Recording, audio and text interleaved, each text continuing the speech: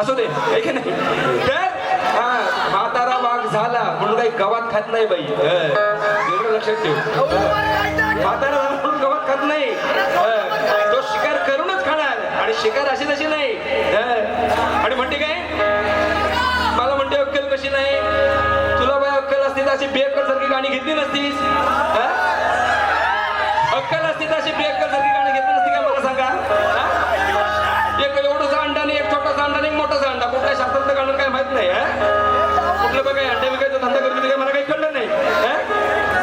मला म्हणते शास्त्र अजिबात नाही. मी एक सुद्धा कोणालाही मी संधी देत नाही की माझ्यावरती कोणी आक्षेप घ्यावा आणि माझी बारी बंद करावी, एवढी कुठेही सोड देत नाही. 10 वेळा एका गाण्याचा विचार करतो. आणि म्हणून मला म्हणते ओपनला भेट, लोकलला भेट. मी ओपनच आहे, तू पण ओपन आहेस, मी पण ओपन आहे. ओपनलाच बघू, ओपनला कशाला, इथंच बघतो आहे की नाही. सगळं ओपनला ओपनच आहे काही नाही. पण बाईनी आपण गरम केल्यानंतर बाईने गरम होऊन बारी केली, बरं वाटलं ना, पैसे वसूल झालं. बाई तुम्हाला गरम करायला महागड बुवाच लागतो.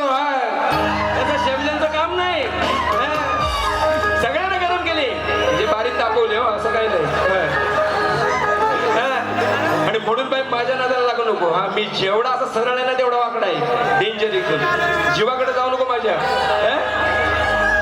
आणि मला म्हणते बुवाल कुठनं आणलं शास्त्रात. मी काय म्हणते बुवाल बुवाल म्हण मवासाडे, तुला काय निघत बघ आहे की नाही. मी तुझ्या काय दुसऱ्या बोलाचं काय म्हटलं नाही आहे की नाही. हे तुला दिसत पण नाही,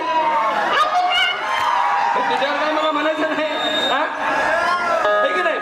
काय नीट ऐक माझी गाणी काय ते मी काय म्हणतोय. जी माझ्या शब्दाची खेळ करून करायची आहे ना, माझ्याकडे शब्दरत्नाकर जो पुस्तक आहे ना त्याच्यामध्ये एवढे म्हणजे दिग्गज जे ब्राह्मणांनी लिहिलेले आहेत, त्याच्यामुळे त्याच्यात रसवादिकाच्या कधी चुका होत नाही. त्यांनी त्याच्यामध्ये एक ओळ लिहिली संतांची, ती बाई मला मोकळं असं वाचून दाखवली असती म्हणजे अश्लीलता म्हणणाऱ्या नाही ना त्याची छाप पाडत म्हणजे त्यांना तोंडावर मारलं असतं. वेळ नाही म्हणून. काय म्हणले आणखी ही बाई म्हणते कोकणात भेट. कोकण बाय हा का कोकणच आहे, पालघर पासून लागलेला आहे की नाही. आणि म्हणते भलं भलं गेलं, मला म्हणते भलं भलं गेलं. बाई मी अजून राहिलाय बाई,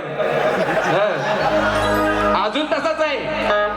भले माझ्या 50 वयाच्या तिथं 5 होतील, पण अशा खणखणीत होतील ना की लोकांच्या आठवणीत राहतील. बाई मला जपून बोलावं का लागतं. विले पारलेला तुझी शेवटची बारी झाली तुझ्याबरोबर, इथं सुरू होते आहे की नाही. आणि म्हणून जरा अर्ध जपून मला गोष्टी करायला लागतात. राहू दे, हा चांडाळाचा विषय मीच आणलेला. लागल्या कशा या मुंग्या या चांडाळा, हे जेंटला घेतलेलं गाणं ते फिरून मला मारते बाई. तुमच्याजवळ शब्द खेळवायची किंवा दिमाग लावायची बाई ताकद नाही.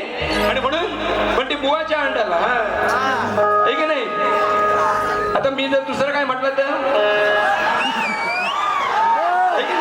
आणि म्हणते काय म्हणते बटाट्याच्या खाली फुटलाय लो, खालीच फुटतात. काय फुटायची ते खालीच फुटतात. काय म्हणजे बोलायला काय तिच्या गाण्याला काट द्यावी असा विषयच नाही. मी जर बोलायला बोलते जर मी म्हणजे आमच्या ह्याच्यानं लिहिलेली काट जर म्हटली ना बाई तर कुठंतरी म्हटलं तोंड एवढं हसमुख केलाय तर कुठंतरी रडत जाशील, म्हणून मला जर विचार पडतात. एक मोजून 5 मिनिटं माझ्याकडे शिल्लक आहे म्हणून मी तुम्हाला नॉनस्टॉप घेतो. मला काय म्हणायचं ते बघा बाई. आता नीट माझ्या शब्दाकडे लक्ष दे. माझ्याकडे वेळ कमी आहे म्हणून मी फक्त गाणं मारायचं काम करतो. तुझ्या सगळं माझ्या नानून लिखाण केलेलं आहे. अक्का काय काय वसाडी बोलली ती त्या प्रत्येकाला उत्तर दिलं असतं. वेळ नाही माझ्याकडं. आणि म्हणून चाल घेते. पाहिलं कित्येक आशा पोरी बघत्यात मला उठून दिसलीस का.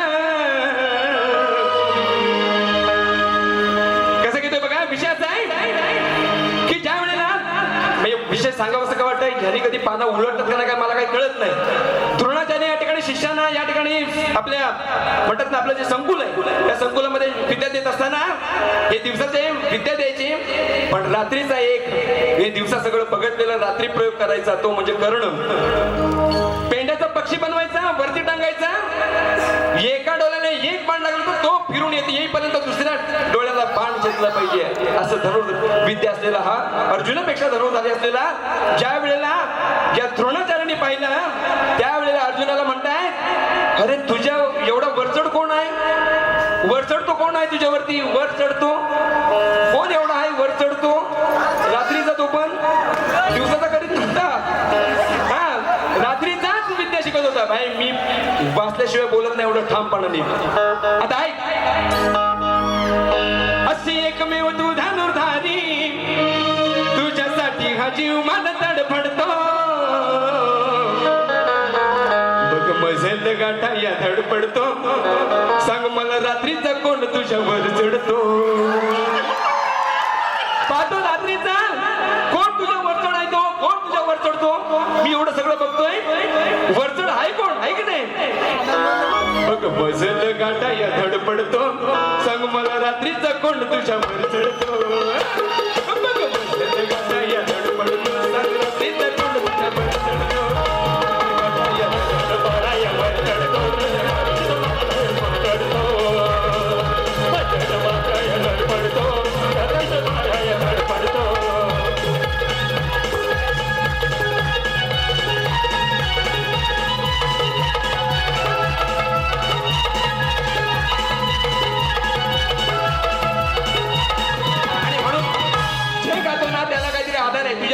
उडण टप्पू गाणे गात नाही. आणि माझं एक सांगणं आहे, पुराणाच्या आधारावर बसलेलं हे सगळं म्हणजे आधारलेलं हे सगळं शक्ती तुराय बाई. पुराणाच्या आधारानं भांडा तर तुम्ही ते सिद्ध कराल की आम्ही शक्ती तुरेवाले आहोत म्हणून. नाही तर कव्वाल्या करा, तुमचं काम नाही बारी करायचं.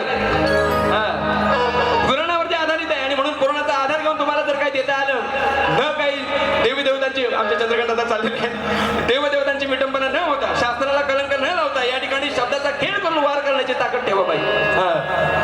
आणि म्हणून या ठिकाणी त्यांना घेतोय, तिचं नाव आगरकर आहे. आगर म्हणजे घर. ज्या वेळेला दुर्योधन सांगतो अगोदर तू घर कर, यांना जाळून मला मारायचं आहे की नाही. आधी ना गडी करून घर कर, आगर कर.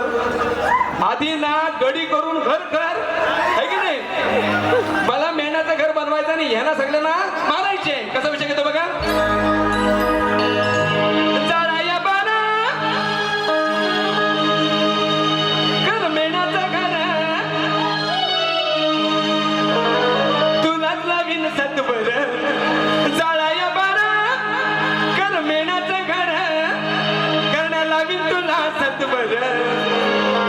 आधी ना गडी करून आगर कर, आधी ना गडी करून घर कर. आगर म्हणजे घर. आधी नागडी करून आगर कर, आधी नागडी करून आगर कर, आधी नागडी करून आगर कर, आधी नागडी करून आगर कर.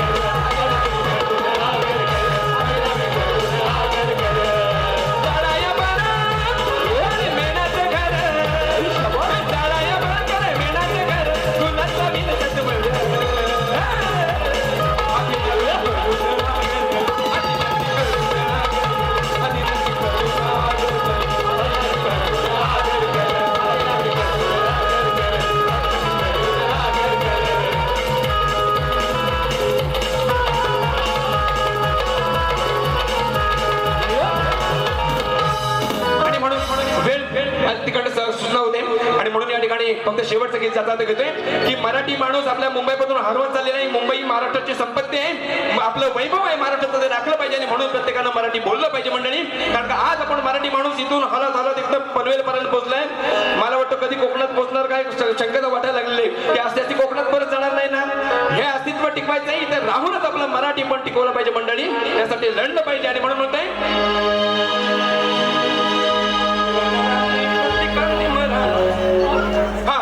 माया मराठीचं अस्तित्व हे राखलं पाहिजे. माया मराठीचं अस्तित्व हे राखलं पाहिजे. कारण का एखादी संस्कृती, एखादी परंपरा किंवा एखादी भाषा निर्माण करायला राजसाहेबांनी सांगितल्याप्रमाणे अनेक वर्षाचा कालखंड जातो आणि म्हणून आपण ती जपली पाहिजे. ही पूर्वजांनी जपलेली प्रॉपर्टी आपली.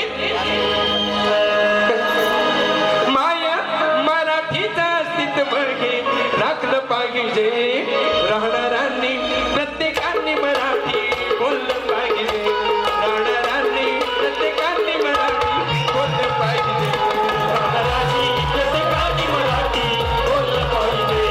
राहणाऱ्यांनी प्रत्येकाने मराठी बोललं पाहिजे.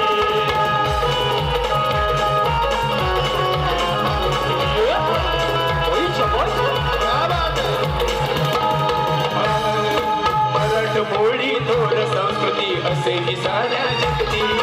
असे साऱ्या जगती, असे साऱ्या जगती. मराठीची थोरली माझी संतांच्या या भक्ती संतांच्या या भक्ती संतांच्या या भक्ती खपवून घेणार नाही कोणत्या भाषेची ही शक्ती मराठीची ही मशाल आपली ठेवू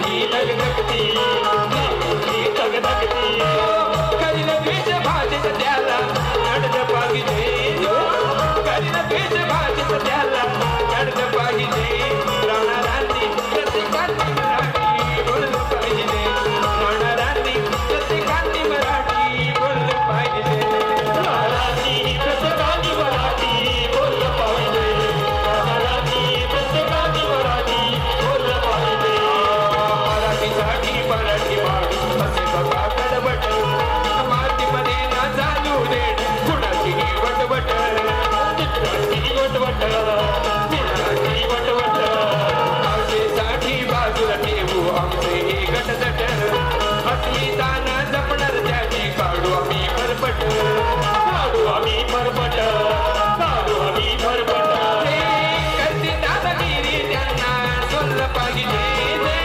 कधी दादागिरी त्यांना सोडलं पाहिजे